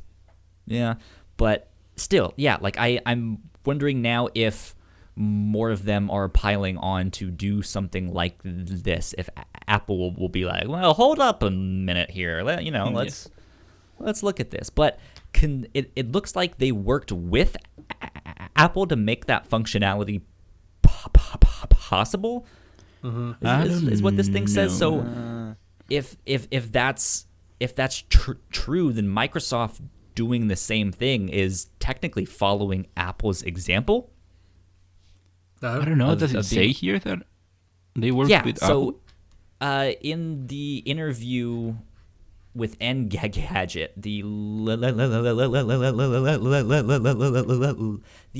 Luna engineering and technology head said that they worked with Apple to make it possible. So they're making some good moves, Amazon themselves. Yeah. I feel like Amazon's going to kill Stadia permanently with their Luna. I think so too. I think we'll have to see if Amazon actually commits to bringing a good service and staying with the service and not see a repeat of Stadia. Yeah. Yeah. I think it will at least knock Stadia out of the ring, so to speak. But I don't know how well the service will do overall. I mean, they gotta be don't going. Have the infrastructure. Yeah, they gotta be going into it knowing that Stadia has not done well. So they need to come out, punching, pretty much. But the thing is, Stadia hasn't been doing well because Google hasn't committed to actually doing something with Stadia. So I do wonder if Amazon will commit to actually doing something with Luna, or if it is same as how Google saw Stadia, I would guess, as an experiment and throwing it out there and see what happens. I do wonder if Amazon will see Luna the same way. The other thing that interests me about Luna is that Amazon also owns Twitch. So there can be some sort of integration with the Luna and Twitch, which I think would be interesting to see. Yeah. Yeah. I feel like Amazon Luna is probably going to do a Stadia thing where it's going to be kind of hyped up and be exciting, and then it's going to kind of taper off after it's out. Yeah. I mean, it's not gonna take much to honestly kill Stadia at this point. Like Luna doesn't have to try very hard. Yeah. It's like hitting that button in Ghost of Tsushima to like help them and end their misery, right? Yeah. Stadia just shot themselves in the foot just before they launched, and then when they launched, they were like, "Yeah, we're just gonna commit seppuku on ourselves." And then, okay. Yeah. Well, speaking of Amazon and how they treat their gaming stuff, they have decided to shut down development on Crucible. So I saw you were upset about this. What is this really quick before we go into this? I also have no idea. Crucible was a game that they released. It was I think a third-person shooter. They released it this year in March, I believe. Yeah. And it was literally a month after that, a month after its release,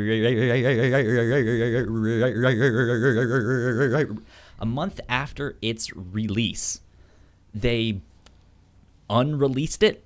Yeah. They were like, actually, we're gonna put this back in beta. Yeah. And they've been like slowly changing things and stuff like that. And yeah, they write here in a final developer update, we will be discontinuing development on Crucible. We very much appreciate the way that our fans have rallied around our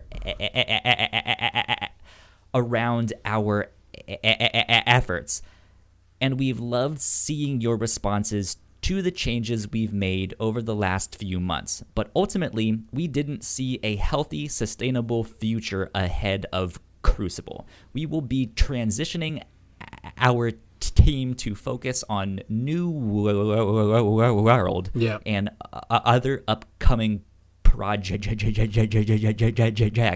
from Amazon Games.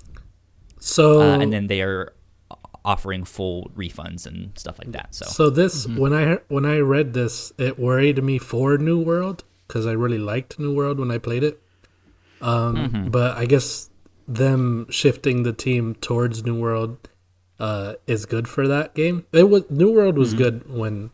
So Crucible is a third person. It was a third person arena shooter, sort of similar to like. I guess you could compare it to Overwatch and like Rogue Company, stuff like that. Okay. With different champions that you could play as with different skills, I'm assuming, and third. But then person what's New World? New World is an MMO that they're working on. So I guess they're people seem to be liking that one so far. Yes. Yeah. I've never heard of either of these games. Yeah, so looking at the gameplay of Crucible, it is what Gino described it as, but it doesn't look like it would do any well if it were to be put out against games like Overwatch or even exactly Battle Royale games. So maybe killing it was a good decision. Nobody was playing it. Especially if they're going to shift their developers to New World, which does seem more promising. Yeah, exactly. Yeah, I think I remember a lot of peers talking about it, and I think, if I'm not mistaken, her kind of impressions were like, it was fine, like it was okay, it just didn't move the needle, and it launched kind of around the same time as, and I forget the name of it, that Ubisoft Battle Royale Hyperscape. Cyberpunk ones, yeah. Hyperscape. And it was around the same time as that, but Hyperscape had a bunch of Twitch integration where the fans could control like the gravity and the speed of certain things, right? And this had none of that.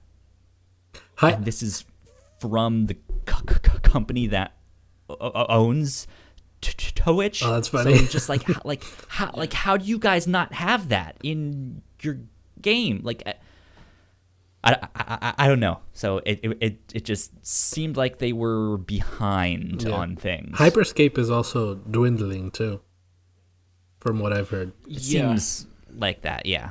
I mean, they did talk about for Hyperscape that they are going to change it for consoles and do it more, or remaking more towards more console-friendly game. Yeah. That's what I heard. Oh, well. So, interesting stuff. So, yeah, we'll see, because I think this was originally the second game that Amazon put out, and then they unreleased it. So, let's hope that doesn't happen in We'll New see. World. Yeah, we'll see. We'll see. But that about wraps us up for the news. So let's get on to our new and notable section. Hey, Ghost of Tsushima is getting that co-op update October 16th. That's this. That should be fun. Friday, right? Yeah. Or Thursday. Next week. No, next time. Friday. Next Friday. Yeah. This Friday. Cool. Yeah, that's right. Yeah, I don't know if I'm really gonna hop back in on that, but it looked neat. Please don't let it add trophies. Oh man. It will probably. I don't know. It might. I'll have to play it. We'll see. But yeah, that should be neat because that looked really, really cool. It was the like more fantasy mythological, like, hey, we're getting into ghosts and spirits and stuff like that. So Yeah. Yeah, it looks cool. that looked neat. Then let's see, we got Mortal Kombat 11 Ultimate has been announced, with Rambo being added to the roster. Yeah. Ooh-wee. So Yeah. are you guys fighting game fans here? Not Mortal Kombat. Nah. I have enjoyed their Injustice games a lot. Gotcha. Also, I have been curious and been wanted to actually pick up Mortal Kombat 11. So I might. Okay. Especially with the news that we now know that there will be a PS5 version and a Series X version, and that they detail their upgrade program.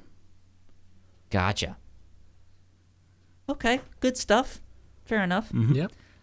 Next Yeah. up, The Medium, which is Bloober Team's new next gen survival horror game, just announced their release date of December 10th, and that'll be out for the Xbox Series X and S. This I'm interested to try. 10th. It looked pretty interesting when they announced it. Yeah. It looks interesting. I'll keep an eye on it, but again, it's a horror game, so I'm just like, no, I thank don't have you. an Xbox. You guys, you gotta see. It sucks. Doesn't come out now. You gotta play it. You gotta play it. You could have played it for spooky October, but it's not out yet. Yeah, I'll play it for Scary Christmas. Yeah. Scary. Well, I mean, hey, Yeah. Nightmare Before Christmas, you could do it. There we go. Yeah. Exactly. You can actually have a Nightmare Before Christmas. Last Wow. but not least, on the new and notable section, Square Enix's Outriders has been delayed to February 2nd, but it will officially get cross-save support and will get a free next-gen upgrade. I like seeing all these free upgrades. Yeah. I feel like did this upgrades are game good. even have a release date? Yeah. Because I feel like it was I don't know. holiday. To be honest, I haven't been paying attention. I could have sworn it was just holiday 2020, and then they announced a delay.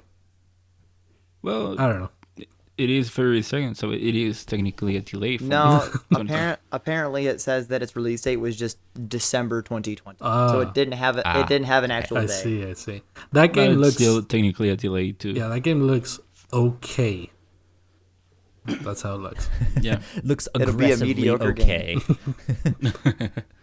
So yeah. Good stuff. Okay, last but not least, let's get on to our upper runners.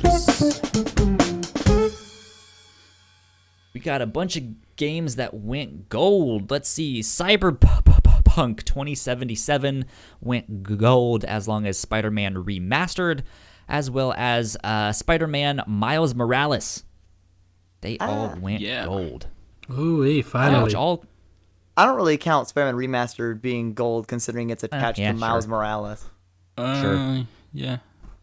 Well, it did work on Yeah. it, so knowing Yeah. that it is done and It's a new That it's a it's new good actor. stuff. So. it will come out with it. nowadays going gold really doesn't mean as much as it used to, because Yeah. they're still gonna have day one patches and Yeah. stuff like that. So Oh, you forgot to mention also Bugsnax went gold as well. Oh, yes, right. Yeah. Yeah. Bugs. And And we That's also went got that gold. thing of like a lot of the voice cast too. That was pretty awesome. Yeah, and it's coming out Yeah. the day of PS5, so that's good too. Yeah, Well, PS5 I guess I won't. launch. I'm not gonna play it next gen on launch day. I guess. Well, now. that's too bad, my friend. But yeah, I mean, for Cyberpunk in specific, I'm glad that we got the news that it has gone gold. Me too. Yeah, finally. Me too. Yeah. Good for them. I might end up picking up that game. I'm still on the fence about it. I'm gonna wait for it to come to PS5. That's true. Yeah, I'll also wait. Well, assuming that I get a I'm PS5 one. buying it day one because I am a cyberpunk fiend. Nice. I love that stuff. I love cyberpunk anime and movies and all that stuff. So I'm just like, I need it now. I might But just get Kyle, convinced. What platform are you buying it for? Yeah. PlayStation 5, but it, Oh, so it you're will be not the using your PlayStation PC. 4 version. Yeah, no, I want to play that from the comfort of my bed on my big screen TV. Yeah. I'm gonna take an extra long weekend off of work and just do nothing but play that game. But you're buying it for PS4 then, right? I'm buying it for PlayStation 4 because that's Yeah. the only version that will be out, or like their next gen Yeah. stuff won't be out yet. Yeah. Okay. But it will still You're gonna buy it load twice? faster and stuff like that. No, it has we a free know upgrade. that. Oh, that's right. Yeah. Well, kinda. We know that the upgrade will come eventually, but it won't be there when it first comes out. yeah. Yeah. But Yeah. I don't want to wait to play that game. So No, I'm gonna wait just in order to start it on the PS5 and make sure that I got my saves on the right place Yeah. because I know that it will take a long time for me to actually beat it. I might end up having Okay. FOMO, so I'll probably get it too. So, guys, when that game comes out, we're gonna have to rip Kyle away for about a little bit to podcast with us, and then he's Yeah. gonna go right back into bed to play Cyberpunk. I know. I'm Well, gonna that's be assuming so he mad. I'm doesn't like, I play. hate you all. Why am I here? I want to be playing Cyberpunk. God damn That's it. assuming he doesn't play Cut. while he And just- podcasts. And watch, the week that comes out, Kyle, is gonna be like an explosive news week. I should be playing Genshin Impact right now, to be honest with you. Terrible. You could play it on your phone. Oh yeah. No, he's too busy tweeting off his phone. What are you talking about? Anyways, GameSpot has unfortunately undergone some layoffs in the midst of the Red Ventures acquisition. I believe they were buying the GameSpot parent company, and I think from what I heard, it mainly impacted GameSpot Australia, but there may have been some other people in there as well, and that always sucks. I originally layoffs read are that the worst. I originally read that as GameStop. Well, they don't have much else to lay off, Yeah. so No, you know, if it's a GameStop, if it says GameStop, it would have said GameStop has gone under. Like it's, Again. that's the, Again. again. GameStop is closing down for the third time. I'll miss GameStop when they go for good. Dude, I know. yeah. I really will. Let's see. Next up, AMD has announced their new Ryzen 5000 desktop CPUs using a Zen 3 design and promising Intel beating gaming performance.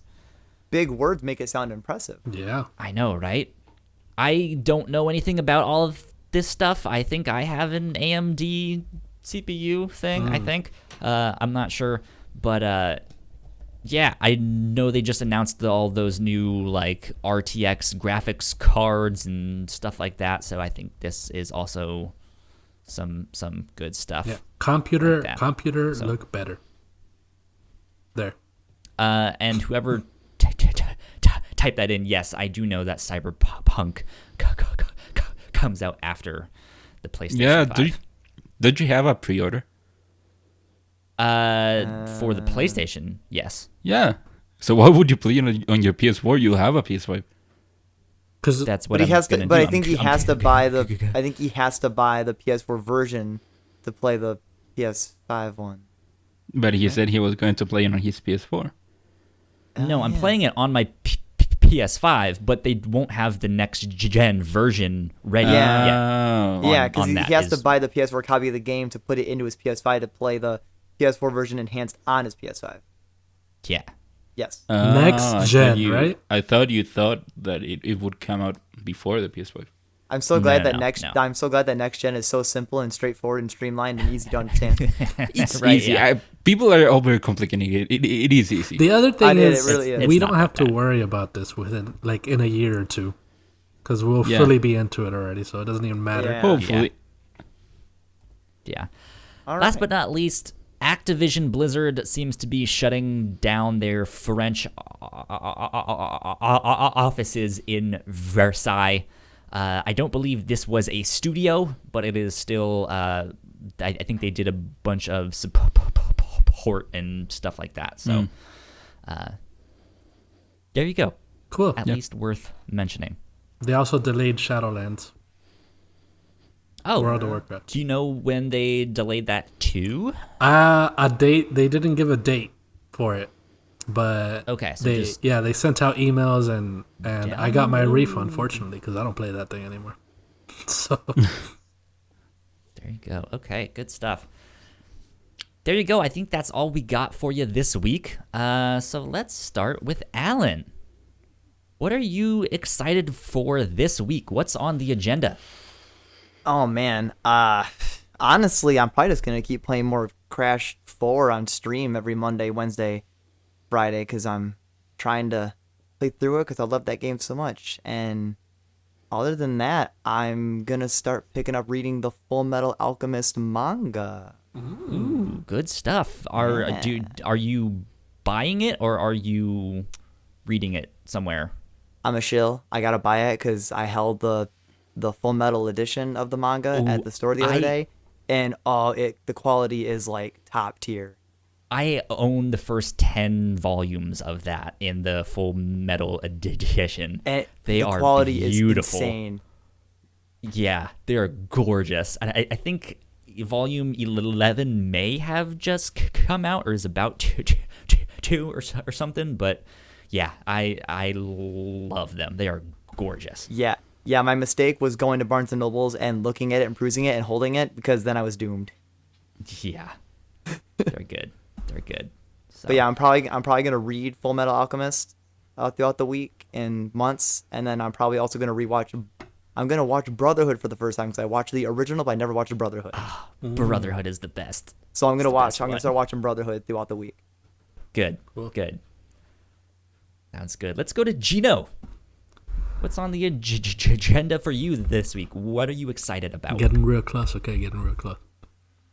Genshin Impact. That's it, man. That's it. So Gino's Okay.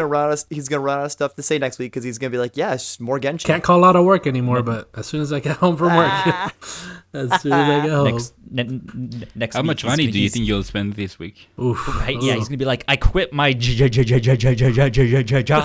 I spent all my money. I have no home. So the way it works is every there's $30 pack that you could buy crystals for, and it gives you double of that pack. So it's double every first purchase of the certain packs. So I've already done 2 of them, but I haven't done the highest level one. Oh, So They're getting them. I'm They're Gino, getting at this is some the way I point, get sinker. I need to do it at some point. It's gonna happen. Gino, you're a sucker. You're falling for it. That's why the game's free. But it gotcha'd me. It gotcha'd me real good. Yeah. So Next week it's gonna be Gino in a cardboard box and his snowball microphone. That's it. So, Genshin Impact. There you go.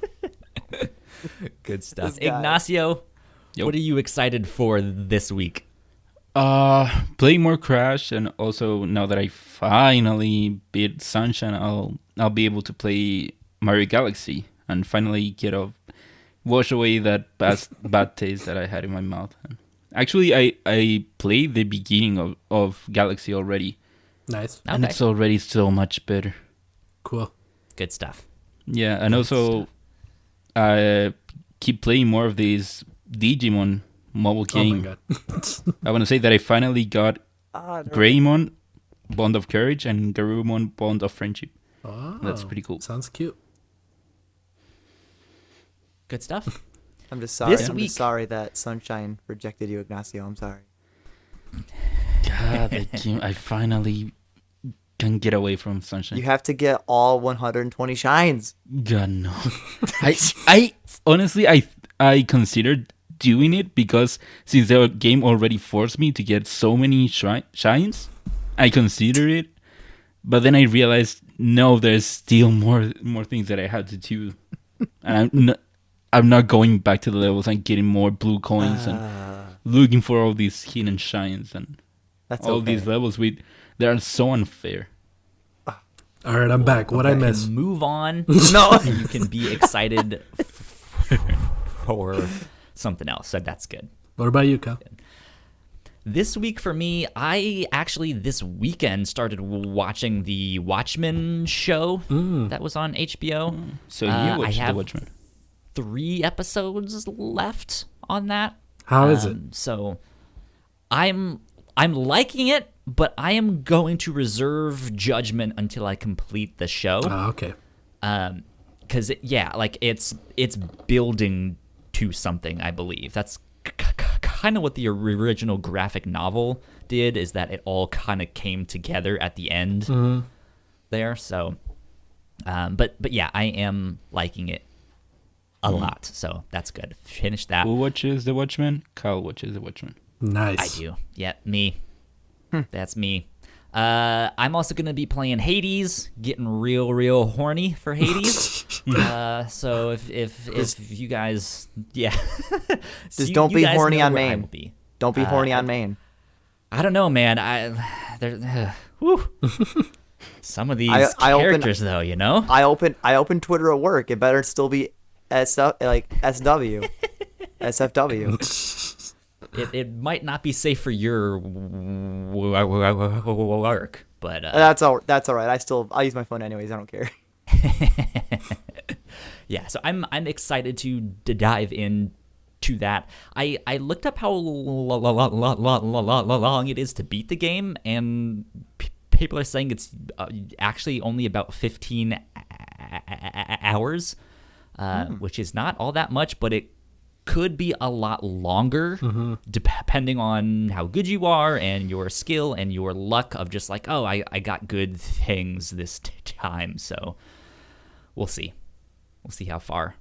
It's the classic joke, Kyle. You just have to get good. Get good. Get good, man. One day. Yeah, Kyle. One of these days. Good. There you go. But that wraps us up for this week. So Ignacio, where can the people find you on the interwebs?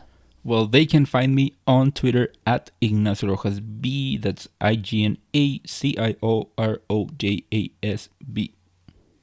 And Gino? You can find me at Twitter at Gino_Viteri, and you could see all my other socials on there. There you go. And Alan? I would say actually just to check out my Twitch at twitch.tv/AzurePKK, AZUREPKK. And then it has all my socials on there and all of my streams. Nice. Good stuff. And you can find me at Yo Kyle Springer on Twitter and Instagram. If you guys want to stay up to date with our podcasts, we are at the Whatnauts on Twitter. Go like, share, subscribe. We are now at 91 subscribers on YouTube. So please, I'm hoping we can get to 100 subscribers by the end of the year. I think that would be fantastic. I think we can make it. So please go subscribe to our YouTube channel. Go tell your friends, your foes, tell your mom. Go steal someone's phone and subscribe us. That would be great. Everything. Yeah, you guys know the deal with that. But with that, this has been Crossplay, I think, episode 45. So we will be back this next week. Bye. Have a good one, guys. Later. Bye. Thank you so much for checking out that podcast. We hope you enjoyed it. Leave a comment down below how you guys are enjoying Hades so far. I don't know. You guys know the deal. Go comment something down below, and then go subscribe to our channel, which is right up here in this corner over here, and go watch one of our other videos right down here in that corner. That would help us out a ton, because we got plenty of podcasts for you to check out. That being said, though, we will see you guys next time. Bye.